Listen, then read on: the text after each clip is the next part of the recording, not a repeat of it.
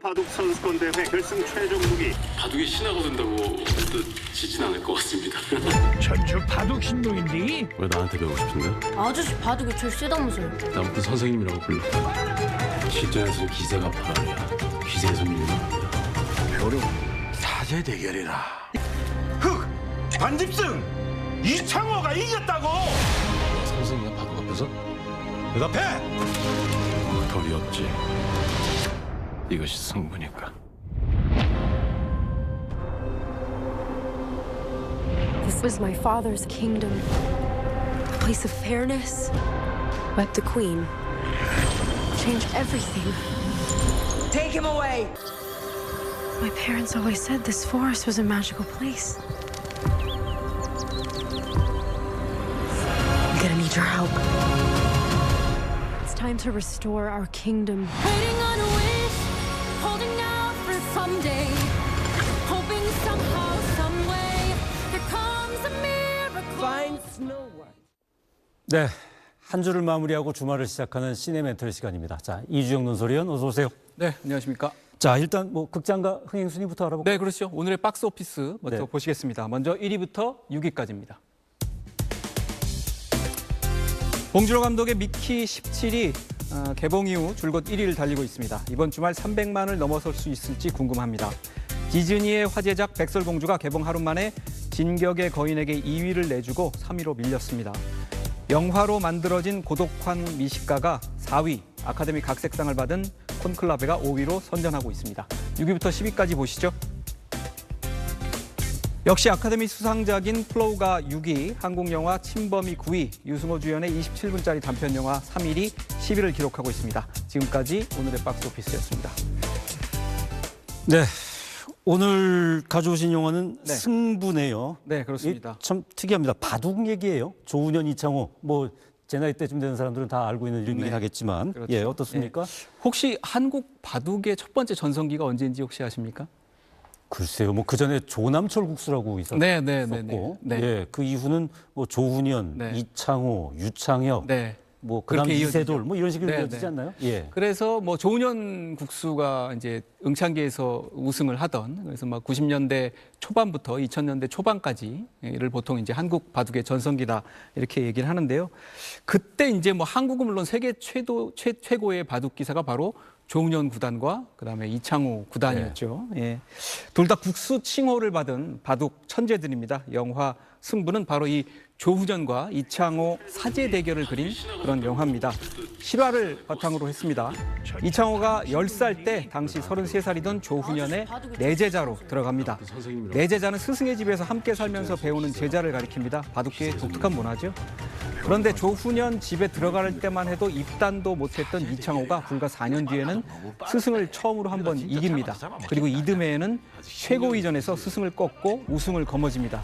이때 이창호의 나이가 15살, 조훈현이 37살이었습니다. 당시 조훈현은 바로 전해의 그 세계 최고의 기전이죠. 제1회 응시배에서 우승한 세계 최강자였습니다. 그 당시에는 바둑 월드컵 비슷했어요. 네, 맞습니다. 예, 예. 예, 상금이 워낙 크고 이래가지고. 예.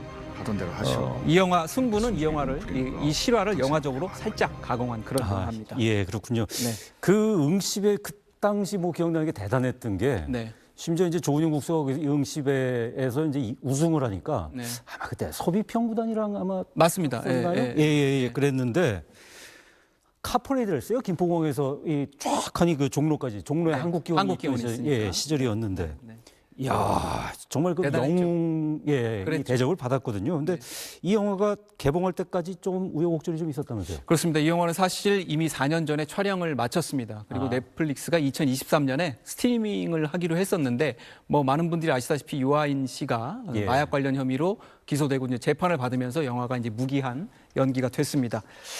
결국 넷플릭스가 스트리밍을 포기하면서 다른 배급사가 이번에 극장에서 개봉을 하게 됐습니다.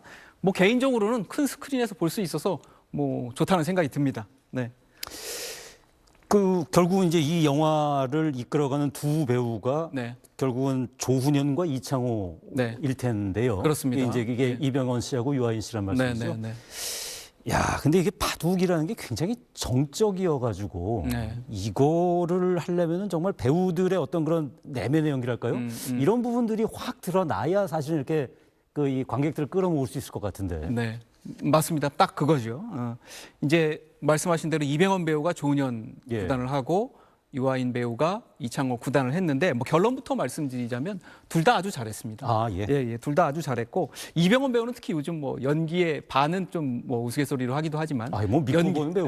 연기의 신이라고 불리잖아요. 이 연기의 신이 바로 그 바둑의 신을 지금 습벽까지 굉장히 그 비슷하게 그렇게 잘 묘사를 했습니다. 그리고 또 뭐 제자한테 지게 되잖아요. 스승인데 자기가 그렇죠. 그러니까 뭐 내가 키운 제자한테 잡아먹히게 되는 그런 꼴인데 이런 심정이 굉장히 그 참 복잡 미묘할 것 같네요. 네네네. 그런 심정을 저 이병헌 배우가 아주 잘 했는데요. 이병헌 배우의 얘기 한번 직접 들어보시죠. 자기가 맡은 역할의 심정이 어떨까를 가장 긴 시간 고민하고 연구하는 것 같아요. 이번 경우처럼 실존 인물이 계시는 경우에는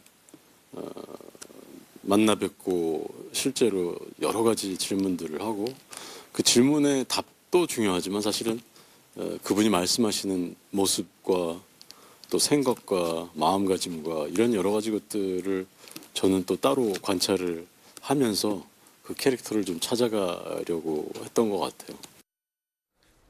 네, 유아인 배우도 뭐 과묵한 이창호 구단 사실 말이 없잖아요. 돌 붙여잖아요. 연기하기 더 예. 힘들잖아요. 별명도 그렇죠. 그런데. 근데 사실 뭐 겉으로 분출하는 연기가 더 어려울 것 같지만 더 쉽고 사실 속으로 사귀는 연기가 더 어렵다는 말들도 예. 많이 하지 않습니까? 이 뚱한 표정 그리고 에어런 같은 이런 어투 같은 것들을 유아인 배우가 굉장히 잘 연기를 했습니다. 확실히 배우적인 재능은 있는 것 같아요. 예, 예.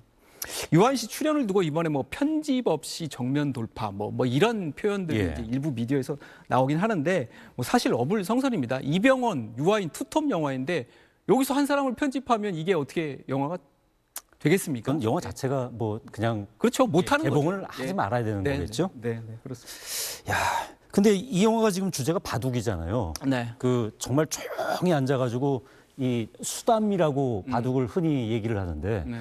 손으로 대화하는데 사실 그게 오디오로 들릴 리도 없고 네. 영화 만들기 굉장히 깝깝할 것 같아요. 또 보는 사람 입장에서도 이게 바둑을 모르면 네. 이게 길을 과연 모르고 재미있을까? 네, 네. 뭐 이런 생각을 할 것 같은데. 네, 네. 보는데 지장이 없다. 저 이렇게 말씀드리고 싶고요. 일단 감독이 바둑을 못 둡니다. 예. 그리고 이병헌 씨도 바둑을 못 둬요. 이병헌 씨가 이제 이거를 연기하기 위해서 집에서 연습을 했는데 아들과 같이 오목을 뒀다고 합니다. 네. 근데 바둑의 수싸움 같은 것들이 있잖아요. 그리고 머릿속에서 이루어지는 이런 거는 그래픽이나 편집 같은 걸로 잘 보완을 해서 이게 좀 괜찮게 나왔습니다. 아, 예. 그리고 이제 김형주 감독이 이제 무리하지 않으면서도 챙길 건 다 챙기고 결국엔 이기는 마치 그 이창호 바둑같이 영화를 만들어냈습니다. 정적일 수밖에 없는 바둑 이야기를 그림의 이야기로 이끌어가는 편집의 힘도 상당히 큽니다. 이 영화는 다음 주에 개봉합니다. 자, 이주영 논설위원은 바둑을 몰라도 이 영화 보는데 전혀 지장이 없다라고 추천을 해주셨습니다. 자, 다음 영화로 가보죠. 네. 백설공주 또 개봉했네요. 이 네, 영화도 그렇습니다. 조금 그 입길에 오른 적이 있었죠? 아, 그렇습니다. 뭐 지금도 좀 그렇고요. 일단 이 영화 백설공주는 디즈니의 애니메이션이 아니라 예. 실사 뮤지컬 영화입니다. 그리고 우리 머릿속에 있는 그 백설공주와 일곱난장이는 이미 그 88년 전에 디즈니가 만들었던 애니메이션입니다. 예, 예. 우리가 아는 백설공주의 외모, 의상 모두 다 그 당시 애니메이션 그대로 머릿속에 있는 거죠. 그 애니메이션 원작이 독일의 동화니까 당연히 백설공주는 백인일 겁니다. 일단 뭐 백설이니까 하얗겠죠. 네, 그렇습니다. 근데 이미 이 실사 영화 입길에 오른 가장 큰 이유는 백설공주가 이제 백인이 아니라는 데 있는 건데요. 예고편에 이제 실오요가 쏟아지고 그다음에 배우들은 언론 인터뷰에 잘 나서지 않고 있습니다. 재작년에 개봉했던 디즈니 실사 영화 인어공주 때와 같은 논란인데요. 그때는 인어공주 역을 흑인인 할리 베일리가 했습니다. 이번에 라틴계 배우인 레이첼 지글러가 백설공주 역을 맡았습니다.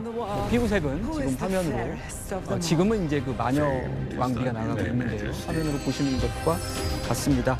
백설공주 원래 제목이 스노우 화이트, 그러니까 말씀하신 것처럼 눈처럼 하얗다는 건데 21세기에 나온 이번 영화에서는 눈보라를 뚫고 태어나서 강인하다는 식으로 스노우 화이트를 재해석했습니다. 근데 이거 그 뭐 주 수요층이랄까요? 네. 그러니까 이 백인 네. 국민들의 입장에서 보면 네. 백설공주도 백인이고 인어공주도 백인인데 네. 이걸 굳이 왜 흑인이나 라틴계 배우를 기용을 해가지고 하느냐? 네. 뭐 경우에 따라서는 이거 뭐 원작을 너무 왜곡한 거 아니냐? 뭐 이런 반발까지 받는데 디즈니가 이런 거 교집하는 이유가 있습니까? 디즈니가 근래 이른바 그 폴리티컬 코렉트니스 PC라고 하는 정치적 올바름을 추구를 해왔죠. 뭐 이 구체적으로 자세히 설명드리면 시간이 너무 많이 잡아먹을 것 같아서 그렇게 못하지만 어쨌든 이런 추세를 디즈니가 자사 콘텐츠에 반영을 한 거지만 말씀대로 이 PC도 어느 정도지 너무 지나치다라는 의견들이 많기도 합니다. 근데 디즈니가 단순히 이런 뭐 PC 이런 신념만으로 이걸 장사를 하지는 않겠죠. 미국을 비롯한 전 세계 관객과 시청자를 디즈니는 글로벌 기업으로서 상대를 하고 있지 않습니까? 그래서 뭐 분석을 해보니까 디즈니 캐릭터에 이렇게 다양한 인종과 뭐 성별을 도입하는 게 장기적으로는 더 수익이 크다라는 분석이 나왔겠죠. 아마 그래서 실제로 그런 분석들이 많이 나와 있습니다. 네. 자, 이 백설공주 영화 갖고 나오셨는데 자, 네. 추천할 만합니까? 글쎄요, 이거 말하기가 상당히 어렵네요. 일단 줄거리가 조금 달라요. 예. 우리가 기존에 갖고 있던 백설공주와는 다릅니다. 뭐 이 영화에서는 자신이 구해줄 왕자를 기다리지도 않고 스스로가 자유와 공정을 추구하는 이런 지도자로 성장해 나가는 그런 과정을 그립니다. 왕자가 나오지도 않아요. 도적단의 그 두목이 나오기도 하고 그러니까 새로운 시대의 백설공주의 탄생인데 일단 이 주여인 레이첼 지글러의 노래 솜씨는 굉장히 뛰어납니다. 이미 검증이 됐고 이번에서도 뮤지컬 넘버들은 아주 좋아요. 근데 이제 일곱 난쟁이 캐릭터도 중요한데 일곱 난쟁이가 컴퓨터 그래픽으로만 만들어졌어요. 네. 백설공주하고 붙여놓으면 또 잘 안 붙는 그런 이물감도 느껴지긴 합니다. 저는 사실 백설공주에 이제 큰 관심은 없습니다. 솔직히 말씀드려서 백인 배우가 하든 흑인 배우가 하든 큰 관심은 없지만 그래서 뭐 굳이 이런 생각이 들기도 해요. 중요한 이중희 의원이 것은, 추천할지 말지 이 부분을 또 그 궁금해하시는 분들은 계실 것 같아요. 시청자분들. 네. 저는 제가 궁금한 거는 이 새로운 시대의 청소년과 어린이들이 이 백설공주 새로운 백설공주를 어떻게 볼까 이게 더 궁금합니다. 뭐 그럼 그 부분은 좀 유보하는 거고. 네. 어차피 저희들이 알 수 없는 영역이 있을 것 같아서. 오랜만에 나왔으니까 또 뭐 예.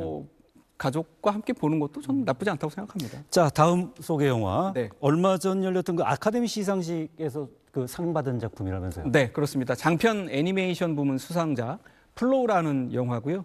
97회 아카데미에 최초가 많았는데 이 영화는 라트비아 최초로 아카데미상을 받았습니다. 이게 의미가 큰 게 미국의 픽사나 뭐 드림웍스 같은 제작 애니메이션 명가들이 만든 인사이드 아웃 2나 혹은 뭐 와일드 로봇을 제치고 받은 상이기 때문에 더욱 그렇습니다. 예. 자, 이제 뭐 또 다음 영화도 볼까요? 고독한 미식가 이거 좋아하시는 분들 많은데 이게 영화로 개봉했다면서요? 네, 한국에도 팬이 많은 드라마죠. 시즌 10까지나 나왔고요. 주인공 고로상을 연기하는 마츠시케 유타카 이분이 이번엔 출연, 각본, 감독까지 1인 3역을 하면서 영화를 내놨습니다.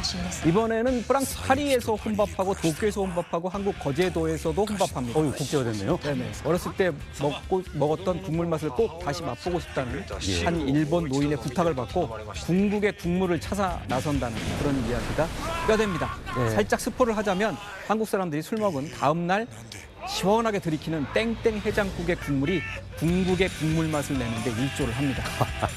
그렇습니까? 예, 알겠습니다. 마지막 뭐 볼만한 영화. 그래 시간이 아주 조금 남긴 했네요. 예. 한국 영화 한 편, 할리우드 한 편 간략하게 빨리 소개해드리겠습니다. 먼저 강하늘 주연의 한국 영화 스트리밍입니다. 지금 벌어지고 있는 유튜브 난장판을 빗댄 범죄 스릴러물입니다. 구독자 수 1위 스트리머가 라이브 방송을 통해서 연쇄 살인범을 쫓는다는 이야기인데요. 강하늘이 원맨쇼를 펼칩니다. 다음은 블랙백입니다. 26살에 칸 영화제 최연소 황금종려상을 받은 스티븐 소더버그 감독의 최신작입니다. 제작진이 화려한 첩보물인데요.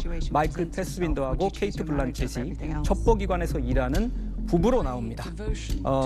남편이 내부의 배신자를 쫓는데 용의자 중 한 명이 부인입니다. 굉장히 곤란한 상황이죠.